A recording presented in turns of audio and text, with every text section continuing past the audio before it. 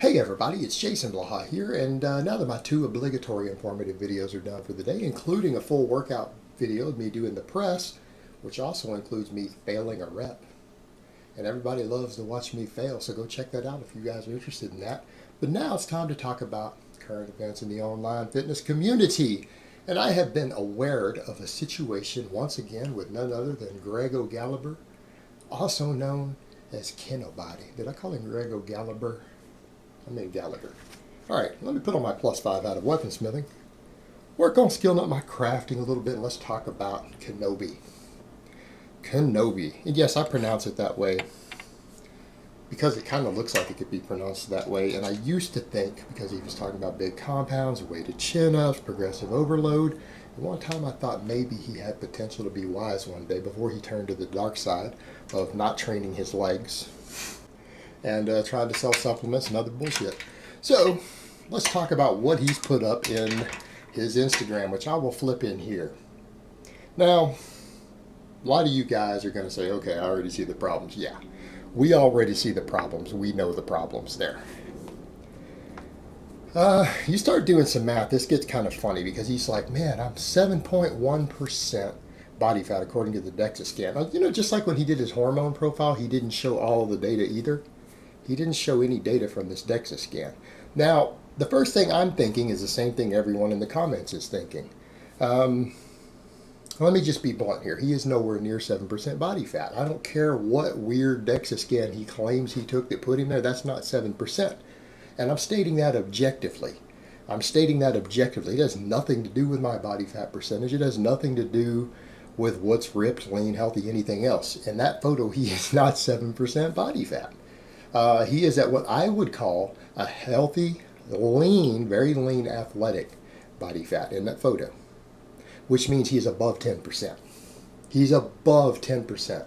I tell all these guys, don't go under 10% body fat. And then guys get mad and like, were you telling me not to do that?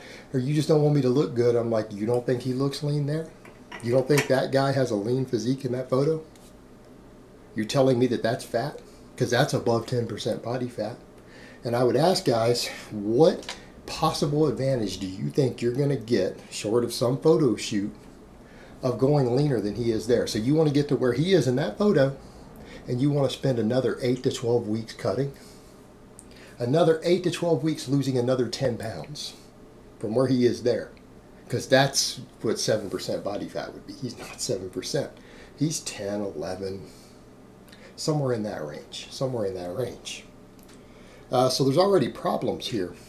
Now, if you guys flip in the fat-free mass index, and we look at that, which I'll flip in here, see a problem here, guys? He's claiming, because he said in an interview before, I had to look it up, that he's 5'10". He weighs 188 at 7.1% body fat. That puts his fat-free mass index up over 25.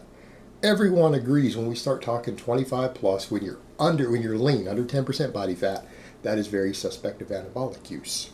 Now, when you look at him, does his size look anabolic big? Does it look anabolic big? No. No, it doesn't. So, what's going on here? Because the other thing that's interesting, he doesn't train legs. If you look at the other photo, he clearly doesn't do very much of anything for his legs. This is not a guy who does a lot of squatting. Not a guy who's doing a lot of heavy lifting for his legs. Very clear.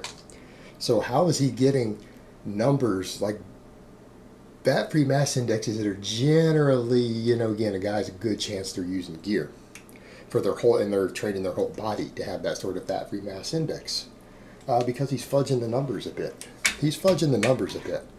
Now, I've never even looked to see if he's weighed in on a scale and shown the scale to 0 before he gets on it or not. I don't know. He might not even be 188. I don't really know. The problem we have with a lot of this is that we have this guy, he makes up kind of a lot of numbers because he's selling programs. He's selling stuff. And like I've said before, there's no point in selling programs. The best programs are oftentimes already available. They're free. They're time proven. He's not qualified to write a program. He doesn't have the background knowledge or experience to be writing programs, let alone selling programs. There are people with 30, 40 years more experience coaching than he has even training who have good programs that are already out there. You shouldn't need to be buying that usually. I can understand if you really like someone, you want to buy their ebook and they put out a program. but you know you could still get it for free somewhere. Okay, all right, that's fine, but not what some of these guys are charging. But the thing is that again, he's hyping up numbers that aren't real. And what I mean is, he's claiming he gained over 6 pounds of muscle mass in 3 months. Now, he's going, well, a lot of it could be water and glycogen. Well, the DEXA scan would show that. People say, what? If you did a DEXA scan, it will tell you the percentage of water and all of that from your muscle gain. So if you did a DEXA scan here and you do another DEXA scan 12 weeks later, it will tell you how much of it is from additional water retention. You don't need to guess. If you actually did a DEXA scan before and after, you would already know the exact number. You wouldn't need to approximate. You would be able to say, this is from the extra glucose from my bulking. You wouldn't need to speculate. The DEXA scan has this information available. So did you really get 2 DEXA scans or not?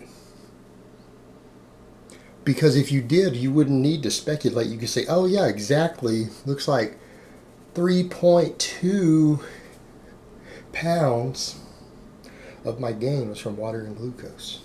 You would just look at your DEXA scan chart. Did you not really get one? Because it would be available. You would know this. Just like, remember I talked about the anabolic studies to where they determined it wasn't water weight gain in that 18 pounds of average muscle mass gain from the test. They determined, because they used DEXA scans before and after to determine, no, they didn't gain, it wasn't bloating. It wasn't bloating. Because we see the percentages of water, they didn't change. All right, so they know that even from other studies I've discussed on certain things. So you've got that to factor in, and then it's the fact of, you're talking about gaining 6 pounds of muscle in 3 months. Only noobs gain that. You don't see people who've been training longer than 6 months gain 2 pounds of muscle per month. All right, I'm going to state that again. In the scientific literature, we don't see muscle gains of 2 pounds per month other than people in their first 6 months of training. We don't see it. So again, this claim that I've gained 6 pounds of muscle in this time, over 6 pounds of muscle in that time. See the problem?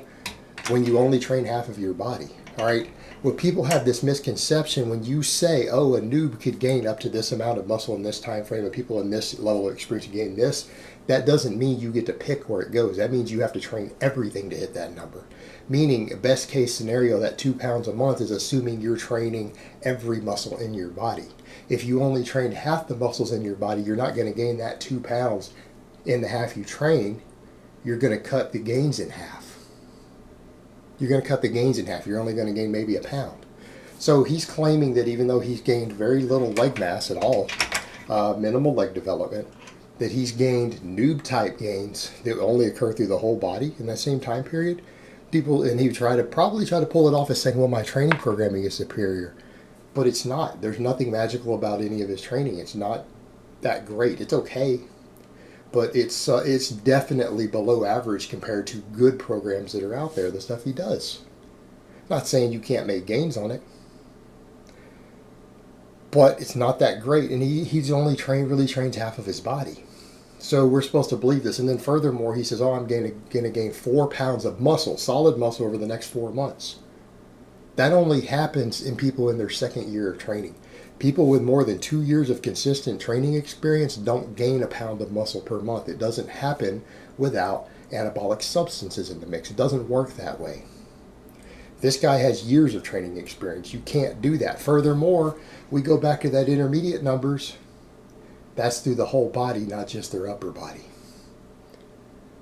It's not going to be a pound a month for someone in their second year of hard training who only trained half their body. Those numbers are going to get cut in half. There's not going to be the leg mass gains. So again, the absurdity of the claims that he makes with his stuff, it's just not realistic. It's not realistic. And this is, again, just more gimmicky stuff to sell programs. And it's kind of like, again, when he didn't show all the numbers, didn't show the numbers that we would need to see. He said, hey, I took a blood test to prove I don't use anything. But we didn't get to see the numbers directly off the paper from the doctor in the doctor's office that would indicate to someone who knows what they're looking at what the issue is. Where's your T to E ratios? Where's your LH? Where's your FSH? All that stuff. They're numbers that people can look at to be like, hey, did this guy just come off of some stuff? Is this guy on PCT currently? That will actually show to someone who knows what they're looking at. So he's like before, he's kind of produced stuff without showing people anything and just wants you to take his word for it. Well, I have the test where we didn't get to see all of it. We didn't get to hear the doctor read it off and, again, explain to us what's going on. He just says, hey, I took this and this is what it said. It's just make-believe. He can claim whatever he wants because, again, he's using it to sell a product.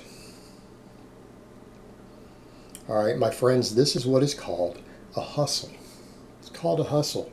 That's why guys like him, guys like Strap-On Destiny, they do a lot of ludicrous stuff to convince you of things with false numbers, and they play games with things to try to convince you that they're doing something that other people can't achieve.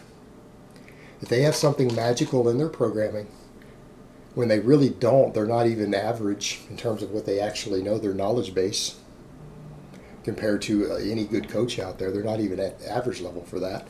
But then they want to sell you programs based upon some trickery. This is what's called hustling. It's called hustling.